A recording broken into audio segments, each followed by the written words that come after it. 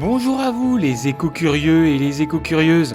C'est votre corbeau préféré, toujours perché sur ma branche de l'info verte, prêt à vous balancer des pépites écolo qui vous font redonner foi en l'humanité, ou au moins en la nature, parce que elle, franchement, elle gère. Aujourd'hui, on parle des bonnes nouvelles du mois. Oui, parce que non, tout n'est pas foutu.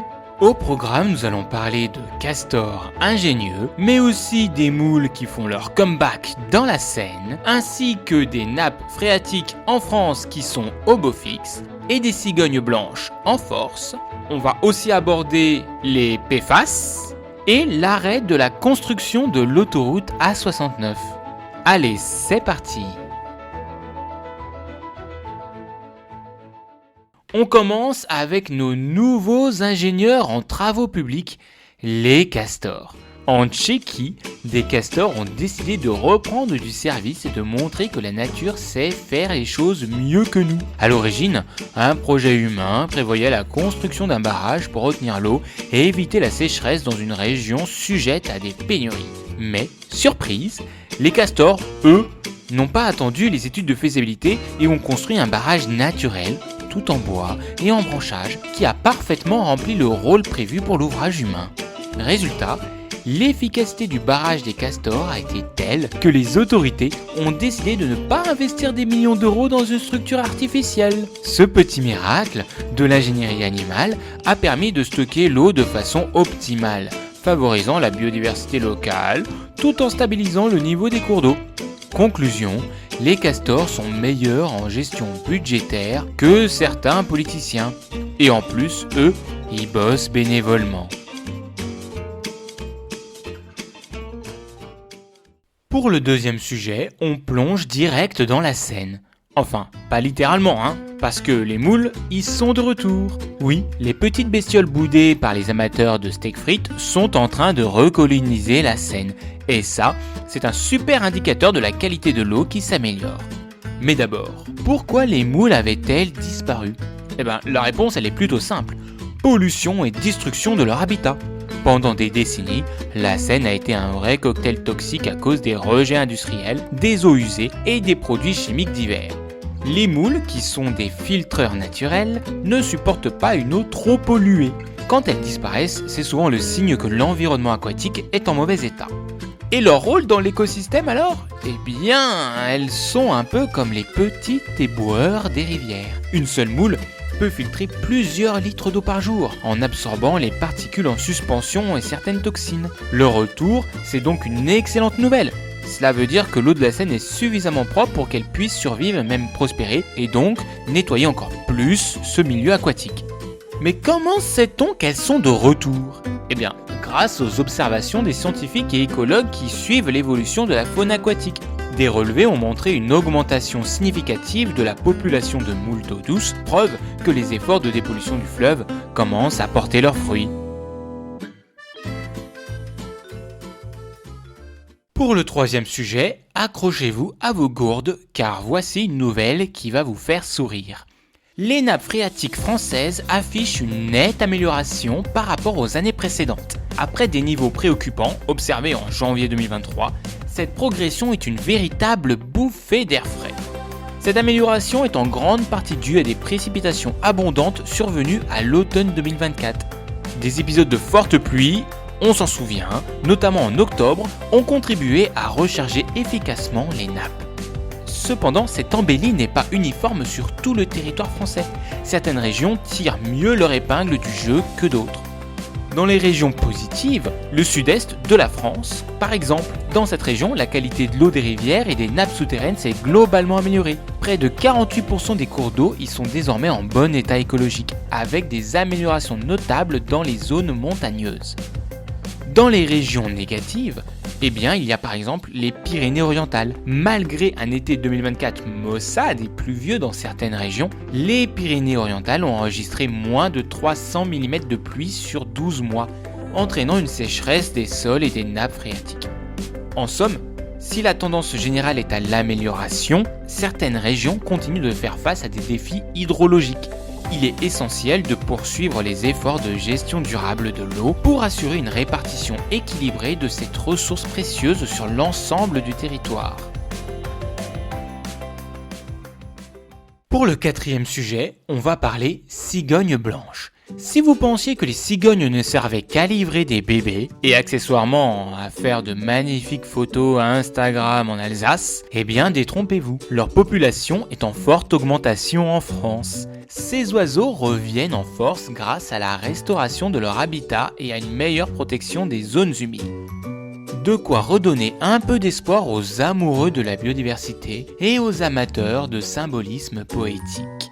Si on revient un peu sur l'évolution du nombre de cigognes blanches en France, en 2020, il y avait environ 1600 couples nicheurs qui étaient recensés. Ce chiffre, il est passé à 2400 couples en 2017 et en 2020, on comptait environ 4500 couples nicheurs. Donc, cette progression témoigne d'une dynamique positive et d'une recolonisation réussie de l'ensemble du territoire français.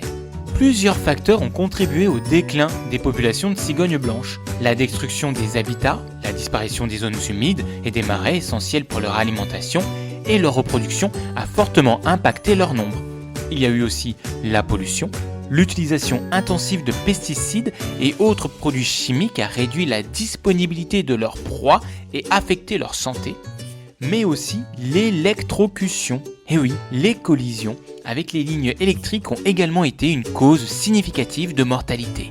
Les raisons de l'augmentation actuelle sont nombreuses. Elles sont liées à des mesures qui ont favorisé le retour des cigognes blanches. Les programmes de réintroduction, déjà. Des initiatives ont été mises en place pour réintroduire ces oiseaux dans des zones propices. La protection des habitats, et oui, la protection, la préservation et la restauration des zones humides ont offert des sites de nidification adaptés. Et puis, la sensibilisation, une meilleure prise de conscience publique a conduit à des actions en faveur de leur protection. Les cigognes blanches nichent désormais dans diverses régions françaises. En Alsace, historiquement liée à la cigogne, cette région reste un bastion important pour l'espèce. Mais aussi les marais de Brouage en Charente-Maritime. Depuis 1978, ce site est un lieu majeur de reproduction pour les cigognes blanches. Et le domaine des oiseaux en Ariège. Ce parc ornithologique accueille également des cigognes blanches avec environ 25 individus sédentaires. Grâce à une capacité de dispersion notable, la cigogne blanche est désormais présente comme espèce nicheuse dans toutes les régions de France, bien qu'elle soit encore rare sur une grande partie du territoire. Elle est actuellement en phase de recolonisation de l'ensemble du pays. En somme, le retour en force des cigognes blanches en France est une excellente nouvelle pour la biodiversité et un symbole d'espoir pour la conservation des espèces. Abordons maintenant le cinquième sujet, l'adieu aux PFAS. Vous savez, ces polluants éternels qui sont partout, du revêtement anti-adhésif de votre poêle jusqu'aux vêtements imperméables et qui, comme leur nom l'indique, ne veulent jamais partir ? Eh bien, bonne nouvelle, l'Europe a décidé d'interdire leur production et leur utilisation. C'est une avancée majeure pour notre santé et celle de l'environnement. Alors oui, votre poêle accrochera peut-être un peu plus, mais au moins vos reins vous remercieront. Alors, qu'est-ce que c'est les PFAS au juste ? C'est une famille de composés chimiques utilisés depuis les années 1950 pour leurs propriétés résistantes à la chaleur, à l'eau et aux graisses. On les retrouve dans une multitude de produits du quotidien, tels que les textiles, les vêtements imperméables, les tapis, les meubles résistants aux taches, les ustensiles de cuisine, on en parle beaucoup, comme les poêles anti-adhésives, les emballages alimentaires, comme les papiers et cartons résistants à la graisse, dans certains cosmétiques, certains produits de beauté, et ils sont utilisés dans les mousses anti-incendie, notamment dans les aéroports et les bases militaires. Alors, pourquoi les interdire ? Eh bien, les PFAS sont surnommés les polluants éternels en raison de leur persistance dans l'environnement et leur accumulation dans les organismes vivants. Leur effet néfaste inclut par exemple, sur la santé humaine, une exposition associée à des risques accrus de cancer, de perturbations hormonales, des troubles du système immunitaire et des problèmes de fertilité. Et dans l'environnement, on a une contamination des sols, des eaux souterraines et des écosystèmes aquatiques qui affectent la faune et la flore. En France, on a mis en place une interdiction des PFAS qui impacte notamment l'industrie de la mode qui les utilisait pour rendre les textiles imperméables ou résistants aux taches. Dans l'Union européenne, la Commission européenne prévoit de proposer une interdiction des PFAS dans les produits de consommation tout en conservant des exceptions dans certaines applications industrielles essentielles. Des recherches récentes ont montré que les PFAS et les microplastiques, lorsqu'ils sont combinés, deviennent significativement plus toxiques, affectant la faune aquatique et potentiellement la santé humaine. L'interdiction des PFAS marque une avancée significative vers la réduction de l'exposition à ces substances nocives, bien que cela pose des défis pour certaines industries, notamment en termes de recherche d'alternatives sûres et efficaces. Les bénéfices pour la santé publique et l'environnement sont indéniables. Sixième et dernier sujet, l'arrêt de la construction de l'autoroute A69. Imaginez une autoroute qui fait débat, des opposants perchés dans les arbres et des décisions de justice qui tombent comme des feuilles en automne. Non, ce n'est pas un scénario de film engagé, mais bien la réalité autour de l'autoroute A69 entre Toulouse et Castres. Ce projet controversé a récemment été stoppé par la justice, mais l'État ne compte pas en rester là. L'autoroute A69 est censée relier Toulouse à Castres avec pour objectif de désenclaver le sud du Tarn. Cependant, dès son annonce, le projet a suscité une vive opposition de la part des écologistes et des riverains. Les critiques pointent notamment l'impact environnemental avec la destruction de zones humides, de terres agricoles et d'écosystèmes, d'autant plus que la route nationale actuelle n'est pas, elle, saturée. Les opérations de déboisement ont été menées malgré la résistance des militants écologistes. Des zones à défendre, donc des ZAD, ont été établies, notamment à Verfeil, où les militants ont occupé des arbres pour empêcher leur abattage. En octobre 2024, une opération de démantèlement de la dernière ZAD a conduit à 15 interpellations. Le 27 février 2025, le tribunal administratif de Toulouse a annulé l'autorisation environnementale du projet, jugeant que celui-ci ne présentait pas de raison impérative d'intérêt public majeur justifiant les atteintes aux espèces protégées. Cette décision a entraîné l'arrêt immédiat du chantier, considéré alors comme illégal. Cependant, l'État a rapidement annoncé son intention de faire appel de cette décision. Le gouvernement a également demandé un sursis à exécution afin de reprendre les travaux, arguant que 45% des terrassements étaient déjà réalisés et 70% des ouvrages d'art construits. Les autorités mettent en avant l'importance du projet pour le désenclavement de la région et le développement économique local. Personnellement, la raison qui est apportée, qui est que l'autoroute, ou une grosse partie en tout cas de cette autoroute a déjà été construite et que du coup, autant la finir, d'un point de vue environnemental, ça ne tient pas la route. Ce n'est pas parce que 70% des zones ont peut-être été détruites que du coup les 30% doivent l'être obligatoirement. Les opposants au projet se réjouissent de la décision judiciaire, la qualifiant de victoire historique pour l'environnement. Ils restent toutefois vigilants face à l'appel du gouvernement et continuent de plaider pour des alternatives plus respectueuses de l'environnement, comme l'amélioration des infrastructures existantes ou le développement des transports en commun. De leur côté, les partisans du projet, notamment certains élus locaux et acteurs économiques, expriment leur inquiétude quant aux retombées économiques et à l'attractivité du territoire en l'absence de cette infrastructure. Ils espèrent que l'appel permettra de relancer le chantier dans les meilleurs délais. Le feuilleton de l'autoroute A69 est donc loin d'être terminé. Et il faudra suivre attentivement les prochaines décisions judiciaires et politiques pour connaître l'issue de ce dossier épineux. Voilà, c'était votre dose de bonnes nouvelles écolo du mois. Comme quoi, non, tout n'est pas foutu.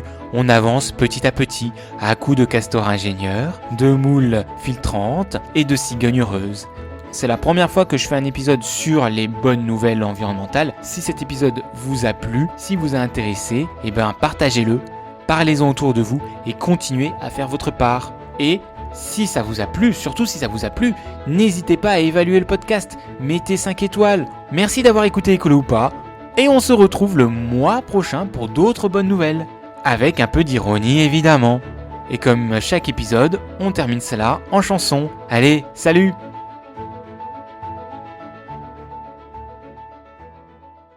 Yo, écoute ça, c'est le temps d'agir. Les bonnes nouvelles sont là pour jaillir. Des forêts qu'on replante, des mers qu'on protège. Un futur en vert, on tourne la page. Les jeunes sont chauds, les anciens captent. L'écologie c'est plus qu'un acte. C'est chaque jour, chaque choix qu'on fait. Une planète en paix ou une planète en miettes. On lève le poing, on garde l'espoir.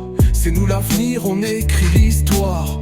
Un monde plus clean, plus fort, plus beau. Écolo ou pas, on dit oh. Moi, moins de plastique, plus d'organique. Des rues en verre, c'est automatique. L'énergie propre, les esprits changent. Fini le blabla, on passe à l'acte.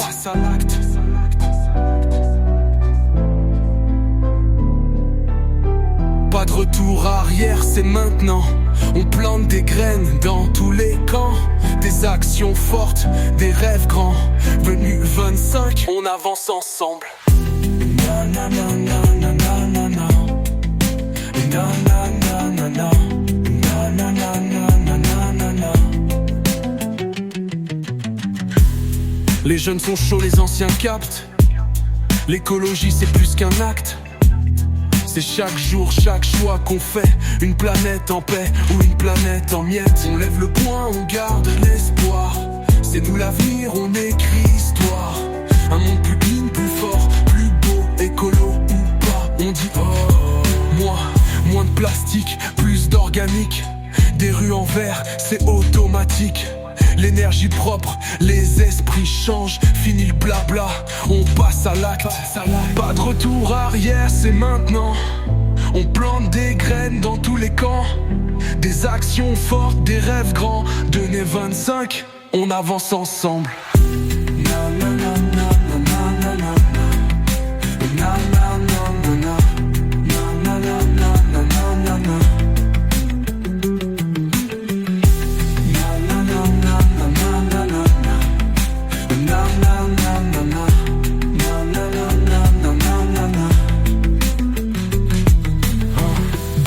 Retour arrière, c'est maintenant.